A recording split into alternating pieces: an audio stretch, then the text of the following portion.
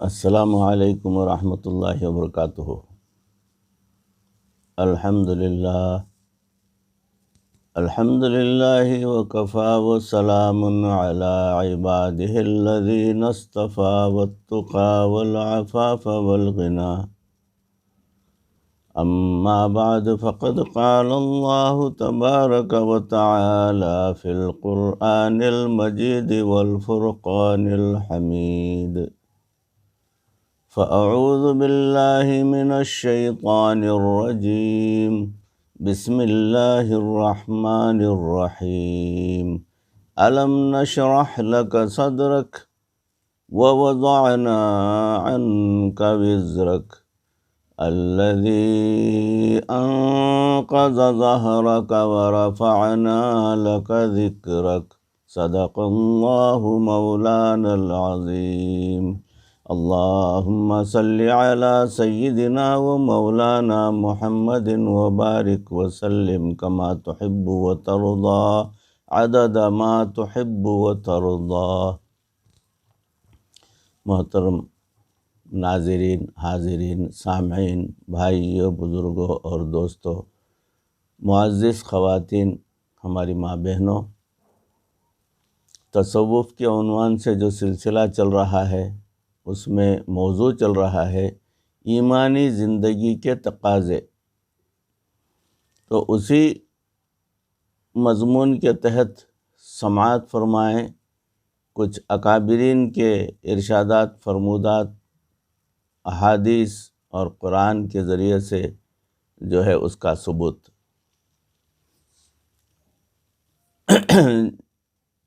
کوئی شخص، کسی شخص میں علم آتا ہے، اس کے ساتھ ساتھ اس میں فخر اور حسد کی خضر و فصل بھی پیدا ہو جاتی ہے۔ یعنی انسان کے پاس کوئی اچھائی آتی ہے تو اس اچھائی کے پس پردہ جو ہے اس کے اندر کچھ برائیاں پنپنا شروع ہو جاتی ہیں، پیدا ہونا شروع ہو جاتی ہیں۔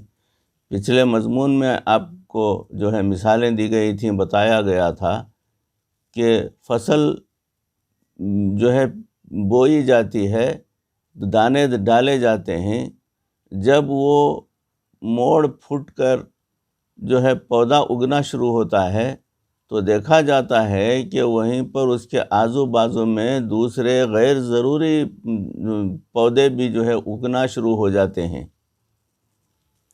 تو کسان فوراً جو ہے ان غیر ضروری پودوں کو جو ہے نکال کر جو ہے وہ پھینکنا شروع کرتا ہے۔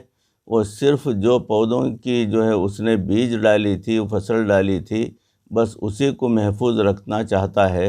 وہ اس لیے کہ یہ غیر ضروری پودے جو اگ آتے ہیں، اپنے خودی سے اگ آتے ہیں یہ، تو ان پودوں کو جو ہے زیادہ سے زیادہ کھاد اور پانی جو ہے پہنچ جاتا ہے، وہ کھینچ لیتے ہیں۔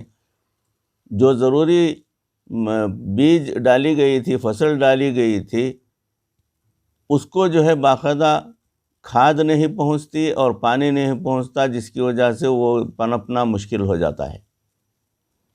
تو بالکل اسی طریقے سے اگر کسی کے اندر علم آتا ہے تو اس کے پس پردہ اس کو غرور، تکبر، حسد، اس کی جو ہے پیدائش خود بخود ہمارے اندر جو ہے آ جاتی ہے۔ یہ علم بھی عجیب ہے کہ بندے کے اندر آیا تو اس کے اندر فخر اور حسد خود بخود آ جاتا ہے۔ قوم یہود کو دیکھیے، ان کے پاس علم تھا، مگر اس علم کے ساتھ ان کے اندر حسد بھی پیدا ہو گیا تھا۔ نبی کریم صلی اللہ علیہ وسلم سے حسد کن لوگوں نے کیا؟ انہی لوگوں نے کیا۔ اسی لیے علماء نے لکھا ہے کہ اگر علماء میں حسد نہ ہوتا تو یہ انبیاء کے مقام تک بھی پہنچ جاتے۔ علم انسان کو اتنا اوپر اٹھا دیتا ہے، مگر حسد بندے کو نیچے سے نیچے گراتا چلا جاتا ہے۔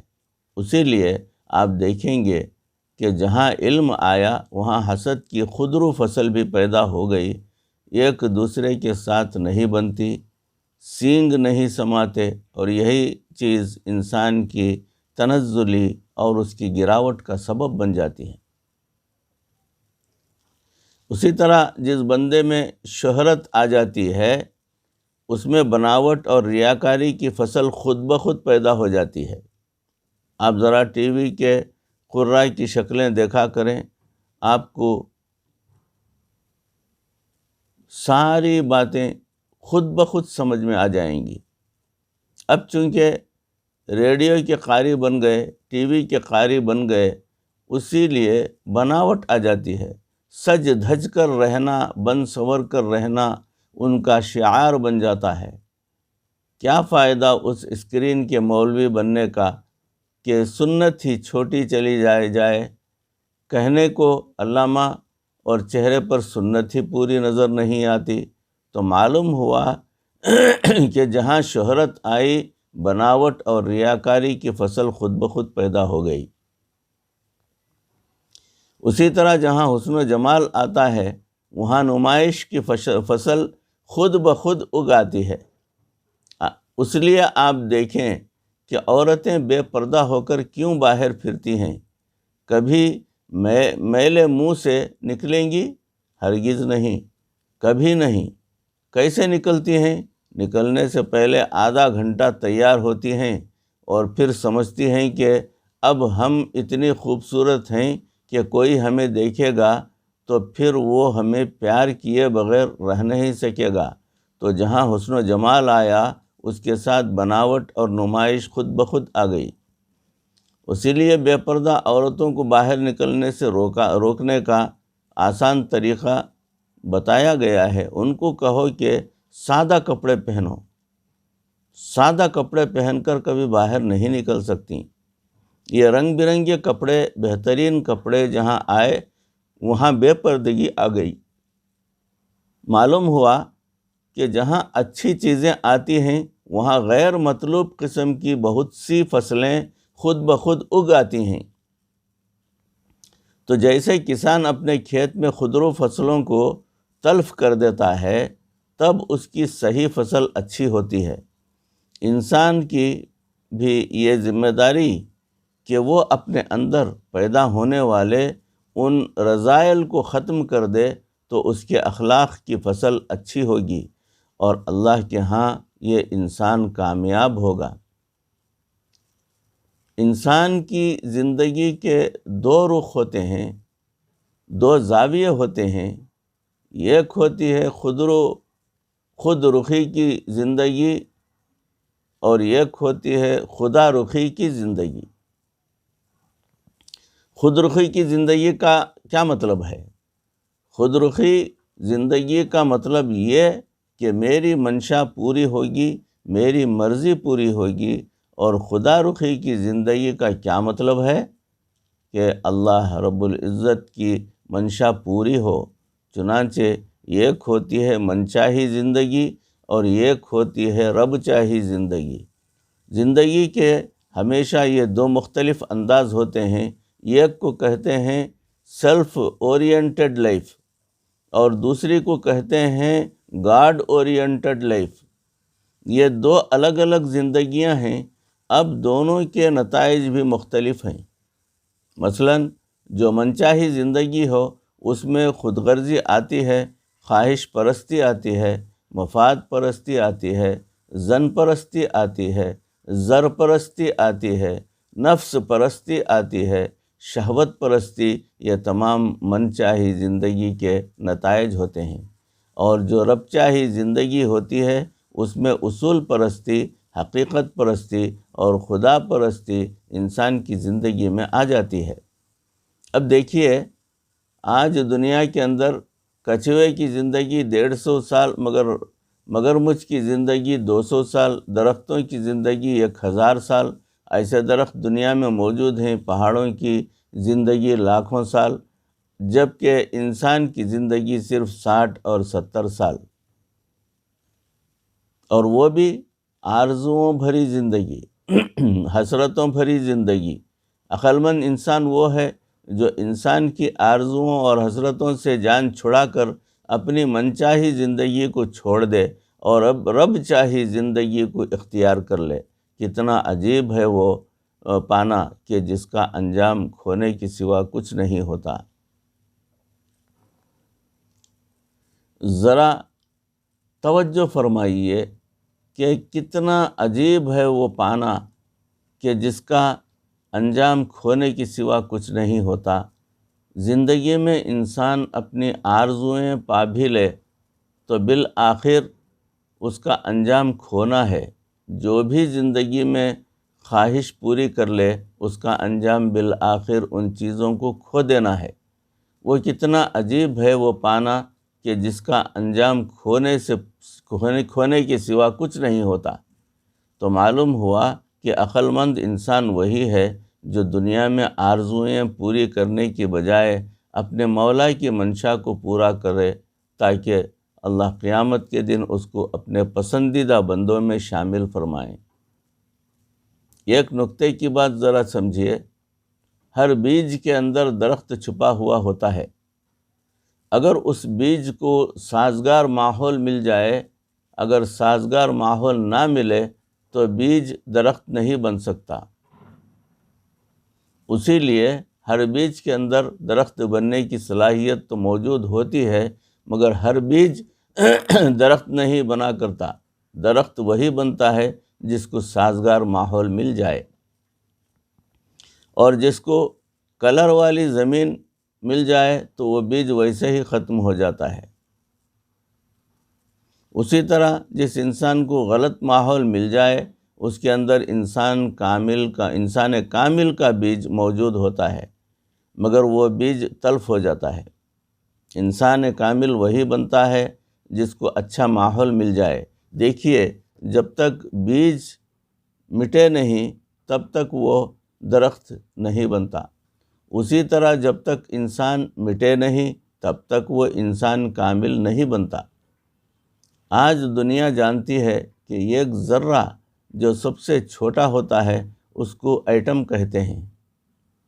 جب وہ ایٹم مٹتا ہے تو مادی قوت کا اظہار ہوتا ہے، اتنی قوت کہ انسان کی طاقت سے ڈرتا ہے۔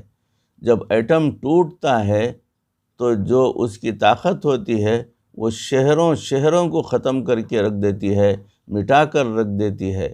یاد رکھیے، جب ذرے کا نیوکلیس ٹوٹتا ہے تو مادی طاقت ظاہر ہوتی ہے، جب انسان کا شاکلہ ٹوٹتا ہے تو اس سے روحانی طاقت باہر آ جاتی ہے۔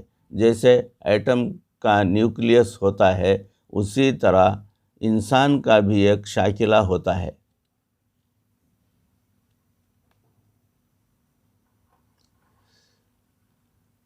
اس شاکلے کو توڑنے کے لیے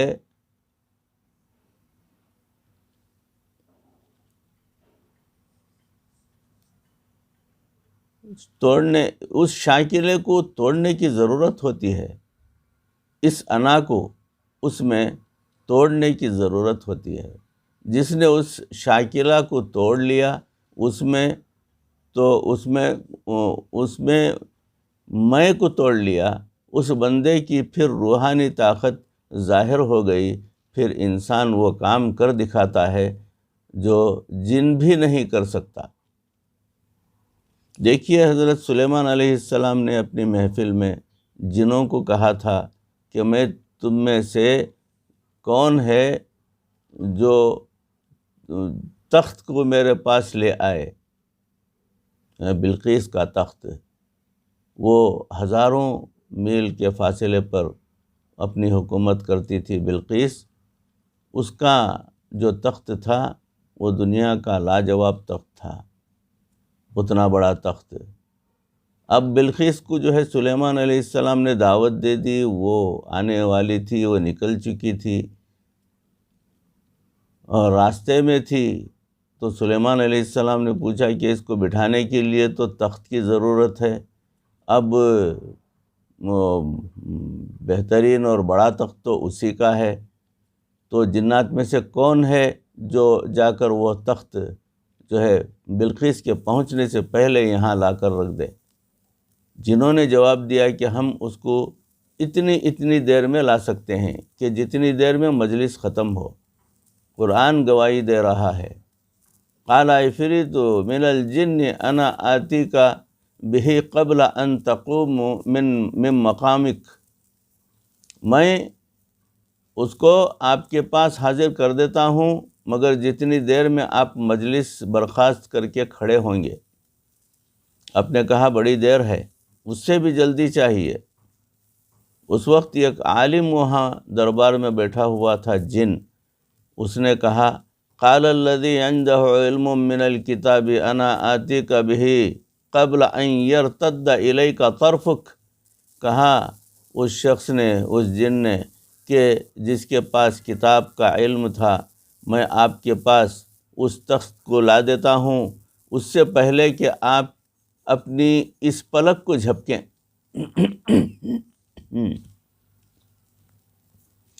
فلما رآہ مستقرا عنده قال هذا من فضل ربی،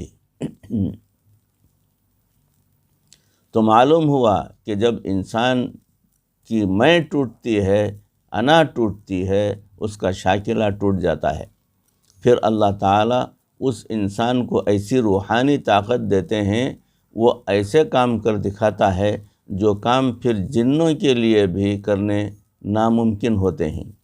یہ روحانی طاقت ہر بندے کے اختیار میں نہیں ہوتی، اس کے لیے انسان کو چاہیے کہ وہ اپنی میں کو توڑ دے۔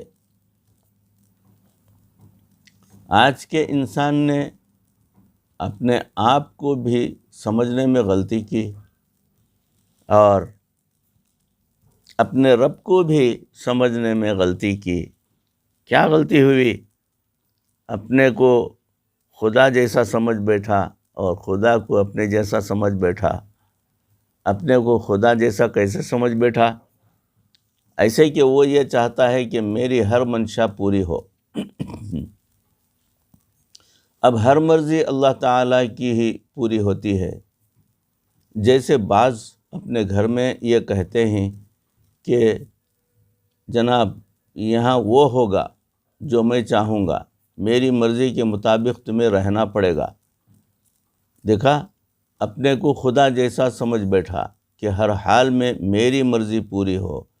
دیکھ لینا، میری مانو گے تو تب تمہیں کامیابی ہوگی۔ یہ ہے اپنے آپ کو سمجھنے میں غلطی۔ اور اللہ کو سمجھنے میں کیسے غلطی کی؟ اللہ تعالیٰ کو اپنے پر قیاس کر بیٹھا، یہ سمجھ بیٹھا کہ بس اب میں نے کلمہ پڑھ لیا، اب میں جو بھی عمل کروں گا اللہ کے ذمے ہے کہ وہ میری پشت پناہی کرے، گویا نوکر، نعوذ باللہ من ذالک۔ اس لیے آج کا مسلمان کہتا ہے کہ جناب اللہ کی مدد کیوں نہیں آتی؟ بھئی اللہ کی مدد انسانوں کی سانس کے ساتھ اور جسم کے ساتھ وابستہ نہیں، ہاں البتہ ان کے اعمال ان کے ایمان کے ساتھ وابستہ ہیں۔ جب وہ ایمان والے اعمال ظاہر ہوں گے، اللہ تعالیٰ کی مدد ان پر آئے گی۔ ہم کہتے ہیں جناب چونکہ ہم مسلمان کہلاتے ہیں، اب اللہ کے ذمے ہے کہ ہماری مدد کرے۔ وہ کوئی رشتہ دار تھوڑی ہے کہ رشتہ دار ایک دوسرے کی جائز بھی مدد کر دیتے ہیں اور ناجائز مدد بھی کر دیتے ہیں، کہتے ہیں کہ جو مرضی ہو، ہم کو تو اپنے رشتہ دار کا ساتھ دینا ہے۔ اللہ تعالیٰ کا ساتھ ایسا نہیں ہے۔ اللہ تعالیٰ کا ساتھ اعمال کے ساتھ ہے، اور اعمال دنیا میں جس بندے کے بھی ہوں گے، رنگ کا گورا ہو، رنگ کا کالا ہو، عربی ہو، عجمی ہو، مرد ہو، عورت ہو، جس کے اندر وہ اعمال ہوں گے، اللہ تعالیٰ اس بندے کے ساتھ ہیں۔ تو ہم نے اپنے آپ کو سمجھنے میں بھی غلطی کر لی، اپنے پروردگار کو سمجھنے میں بھی غلطی کر لی۔ اب دیکھیں قوم یہود نے کیا کہا۔ قوم یہود نے کیا کہا؟ نحن ابناء اللہ و احباؤہ، ہم اللہ کے بیٹے اور اس کے پسندیدہ ہیں، لہٰذا ہم جو مرضی کریں ہمیں آگ ہرگز نہیں چھوئے گی مگر چند دن۔ تو دلیل قرآن سے مل گئی کہ اپنے کو بھی سمجھنے میں غلطی کی اور اپنے رب کو بھی سمجھنے میں غلطی کی۔ دوزخی اعمال سے جنت کی تلاش۔ سماعت فرمائیں۔ عجیب بات تو یہ ہے کہ یہ ایک جنت اللہ نے بنائی ہے اور آج دنیا میں بھی ہر انسان اپنی اپنی جنت بنانے میں مصروف ہے۔ ہر انسان کس لیے محنت کر رہا ہے؟ میری بیوی ایسی ہو، میرا گھر ایسا ہو، میری گاڑی ایسی ہو، میرا لباس ایسا ہو، ہر چیز اپنی پسند کی چاہتا ہے۔ یعنی یہ ایک جنت تو خدا نے بنائی، یہ ایک جنت اب انسان دنیا میں بناتا پھرتا رہے۔ اسی لیے رشوتیں لیتا ہے، اسی لیے حرام کماتا ہے، حرام کھاتا کیوں ہے؟ من پسند کی ہر چیز پا لینا، اسی کا نام تو جنت ہے۔ مگر عجیب بات ہے کہ ہر انسان جنت کی تلاش کرتا پھرتا ہے مگر دوزخی اعمال کے ذریعے سے۔ یہ کیسے ممکن ہے؟ بھلا یہ ممکن ہے کہ ہم دوزخی اعمال کے ذریعے جسے جنت کو پالیں؟ کچھ اعمال جنت میں لے جانے والے ہیں اور کچھ اعمال دوزخ میں لے جانے والے ہیں۔ آج لوٹ مار کے ذریعے سے من پسند کی زندگی گزارنے والا حقیقت میں دوزخی اعمال کے ذریعے جنت کو ڈھونڈنے والوں میں شامل ہے۔ اسی لیے انسان کو چاہیے کہ اپنی اوقات کو یاد رکھے کہ بالآخر میں نے دنیا سے چلے جانا ہے۔ اگر یہاں میں نے من پسند کی چیزیں اکٹھی کر بھی لیں، حرام کا مال جمع کر بھی لیا، خوبصورت بیوی بھی لے لی، گھر بھی لے لیا، ہر چیز لے بھی تیار کر لی، تو یہ پھر بھی 4 دن کی چاندنی، آگے پھر اندھیری رات تھی تو آنی ہے۔ اس لیے نبی صلی اللہ علیہ وسلم نے حکم فرمایا، لذتوں کو توڑنے والی اپنی موت کو یاد کر لیا کرو، وہ تمہیں اپنی حقیقت یاد دلائے گی۔ روزانہ کم از کم 70 مرتبہ موت کو یاد کرنا ہمارے لیے بہت ضروری ہے۔ اسی لیے ہمارے اکابر پہلے وقت میں قبرستان میں جایا کرتے تھے کہ قبرستان میں جا کر انسان کو عبرت ملتی ہے۔ اور اس عاجز کا خیال یہ ہے کہ آج کے دور میں قبرستان میں جانے کے بجائے ہسپتال میں جا کر دیکھ لیا کریں۔ آج ہسپتال میں عبرت کا زیادہ بڑا نمونہ آپ کو نظر آئے گا۔ پہلے زمانے میں اتنے بڑے ہسپتال تو ہوتے نہیں تھے۔ آج ذرا جا کر دیکھیں انسان کی اوقات کیا ہے، سمجھ لگ جاتی ہے۔ کبھی دل والے سیکشن میں جا کر دیکھیں، کبھی پیشاب والے سیکشن میں جا کر دیکھیں، پتہ چل جائے گا کہ انسان کے ساتھ کیا گزر رہی ہے۔ مگر انسان کے دل کی غفلت ایسی کہ ہسپتالوں میں جا کر بھی کئی مرتبہ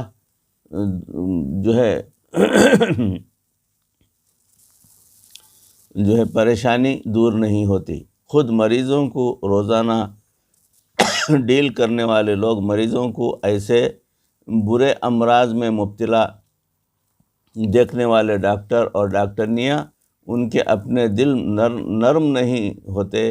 انسان کے دل کی غفلت کا یہ حال ہے۔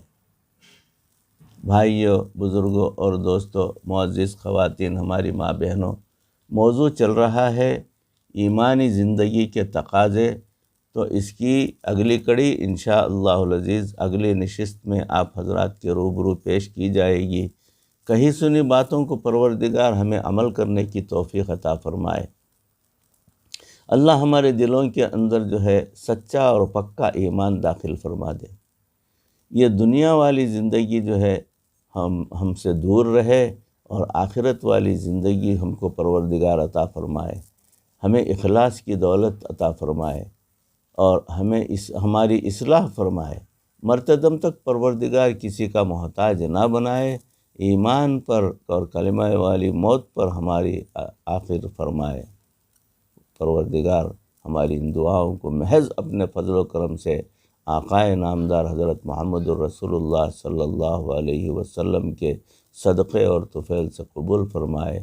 وآخر دعوانا ان الحمد للہ رب العالمین، آمین یا رب العالمین۔ سبحان ربک رب العزت عما یصفون، وسلام علی المرسلین والحمد للہ رب العالمین۔